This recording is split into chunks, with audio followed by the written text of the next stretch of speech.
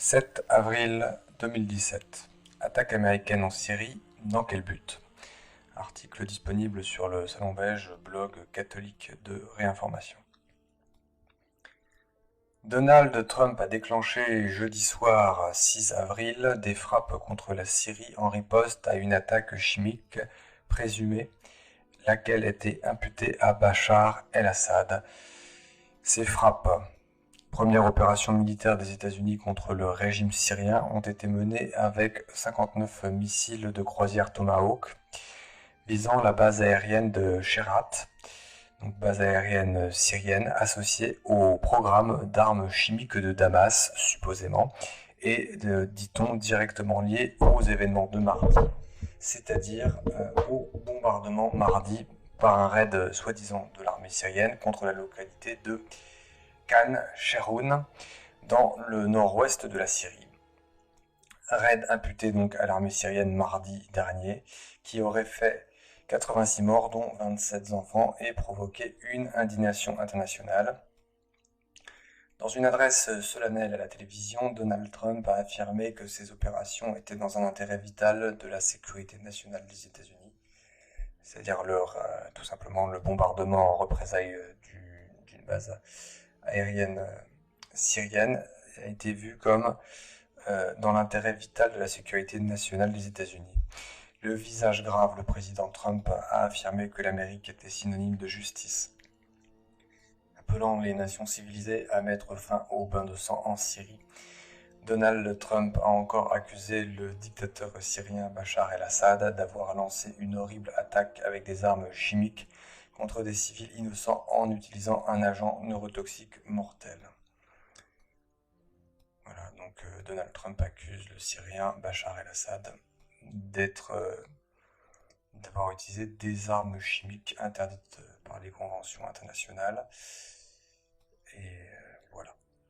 Washington a prévenu Moscou à l'avance de ces frappes, mais la Russie avait mis en garde les États-Unis. À l'issue d'une réunion du Conseil de sécurité de l'ONU qui débattait depuis 2 jours sur une possible résolution de condamnation de l'attaque, imputée à Bachar el-Assad mardi dernier, qui aurait utilisé donc des armes chimiques. Donc, lors de ce débat pour savoir s'il fallait une résolution de condamnation de l'attaque, l'ambassadeur russe auprès de l'ONU, Vladimir Safronkov, avait en effet averti des conséquences négatives en cas d'intervention militaire. Avec cette frappe, Donald Trump a pris la mesure militaire américaine la plus directe depuis le début de la guerre en Syrie il y a 6 ans. Barack Obama avait abandonné l'idée des frappes sur la Syrie en 2013. Jusqu'à présent, Donald Trump semblait revenir sur les ardeurs guerrières de l'ère Obama-Clinton pour s'entendre avec Vladimir Poutine. Aujourd'hui, il fait prendre à son ambassadrice à l'ONU des postures de défi. Donc la paix n'est pas pour maintenant. De fait, on ne sait toujours pas qui a utilisé en 2013 en Syrie le gaz sarin, bien que l'affaire ait permis à l'Occident de soutenir les rebelles dits modérés, dont le Front al-Nosra, c'est-à-dire une branche d'Al-Qaïda. Cette fois encore, Bachar el-Assad se trouve accusé unanimement, sans preuve. Sur Europe 1, Frédéric Pichon déclare « J'ai vu les chancelleries s'engouffrer avec beaucoup d'empressement dans un schéma narratif qui accusait l'utilisation par Bachar el-Assad d'agents chimiques.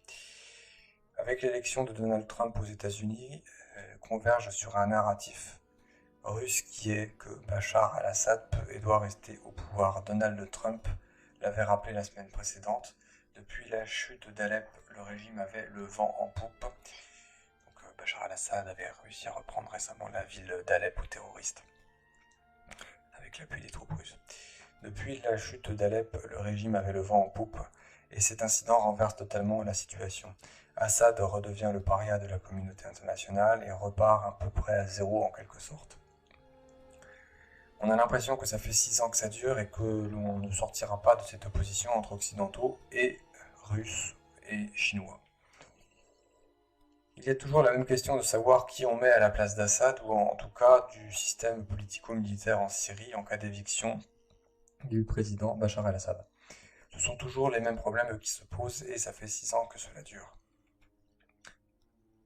Alors bon, Cette affaire intervient dans un contexte particulier. La communauté diplomatique internationale, y compris en France et aux États-Unis, venait de faire savoir que le retrait de Bachar el-Assad de la politique et de la présidence syrienne n'était plus un préalable au commencement de discussions sérieuses en vue d'un règlement politique, ce qui donc était une avancée. Dans ces circonstances, prendre le risque pour Bachar el-Assad d'utiliser des armes chimiques contre des parties de la population syrienne ou contre des dits terroristes, donc, dans ces circonstances, prendre le risque d'utiliser des armes chimiques était une profonde imbécilité pour le chef de l'État syrien. Alors, à qui profite ce crime? Point d'interrogation. L'attaque chimique a eu lieu mardi dernier, la veille de la réunion de Bruxelles consacrée à la reconstruction de la Syrie, où d'aucuns craignaient qu'Assad ne regagne sa légitimité.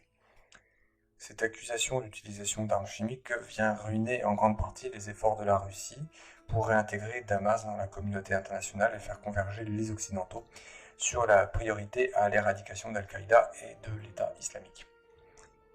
Qu'y a-t-il donc derrière cette attaque américaine qui risque d'aggraver le chaos en Syrie? S'agit-il de politique internationale ou de politique intérieure? Une simple esbrouffe pour montrer qu'il n'est pas l'ami de Poutine, qu'on l'accusait d'être? Une aventure qui ferait plaisir à la fois aux faucons israéliens et à leur plan Oded Yinon, dont il a recherché les faveurs déjà par le choix de l'ambassadeur à Jérusalem et au complexe militaro-industriel. Voilà, donc alors c'est la fin de l'article. Et je vais rajouter un petit commentaire personnel. À mon sens, on est arrivé vraiment au début, c'est peut-être pas le début, mais c'est le prolongement de cette Troisième Guerre mondiale.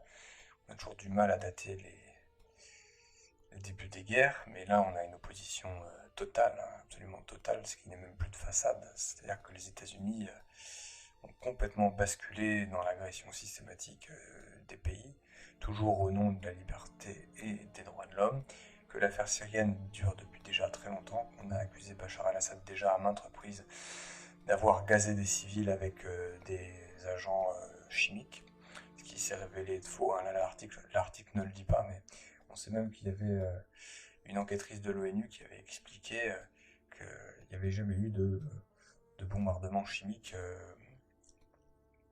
des rebelles au tout début de la guerre en Syrie. Tout ça, ça a été inventé. Donc, ça a été inventé, il y a bel et bien eu l'utilisation d'armes chimiques, et on sait que les armes chimiques ont été utilisées par les 10 rebelles qui sont en réalité des terroristes islamistes qui travaillent pour Al-Qaïda, qui travaillent pour également les frères musulmans qui en fait sont en lien avec la CIA. Et derrière, vous retrouvez tout simplement l'idée de créer le Grand Israël, le fameux Eretz Israël, avec le plan Oded Yinon, qui prévoit donc tout simplement une annexion d'un bout d'Égypte, une annexion de la Jordanie, du Liban, d'une partie importante de la Syrie, d'un petit bout de Turquie, d'une partie de l'Irak et d'une partie de l'Arabie Saoudite. Voilà où nous en sommes, et nous avons bien vu l'autre jour qu'avec les attentats de Saint-Pétersbourg, en fait, on prévenait Poutine, c'était une façon de prévenir Poutine qu'en fait la guerre commençait. Alors bon, l'attentat a été fait par une espèce de djihadiste terroriste, mais qui en fait travaille a priori sans le savoir, pour les intérêts de la CIA, des frères musulmans, et en dernier ressort tout simplement de la politique israélienne. Voilà ce qu'il faut en dire. Et que vous voyez qu'avec le jeu actuel, la Turquie est prête actuellement à s'allier avec les États-Unis pour envahir la Syrie. Et donc, on savait que la Turquie était un faux allié de la Russie. Nous rappelons que la CIA avait tenté d'en renverser le président Erdogan l'été dernier, là, et que la situation évolue de façon, on va dire, assez catastrophique.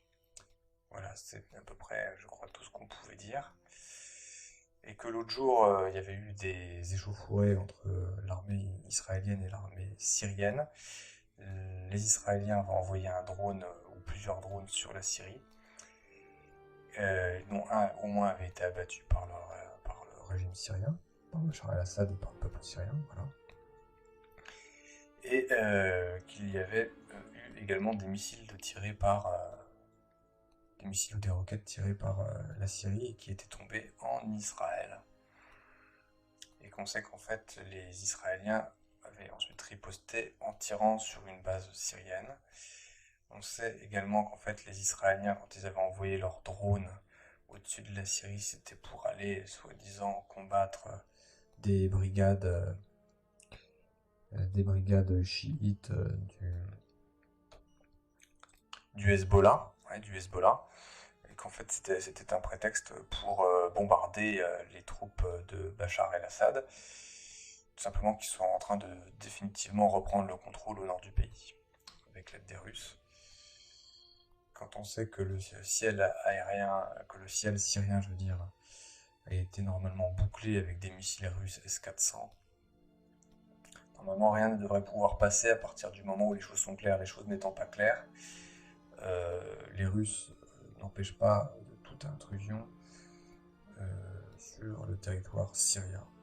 Mais les choses pourraient être amenées à changer et l'entrée en guerre des États-Unis directement contre Bachar el-Assad en tirant directement dans ses bases pose problème parce que la Russie a été appelée à être garante tout simplement du territoire syrien.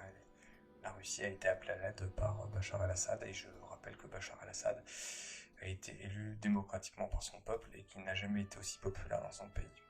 Voilà, c'est tout ce que je voulais dire. Je vous remercie.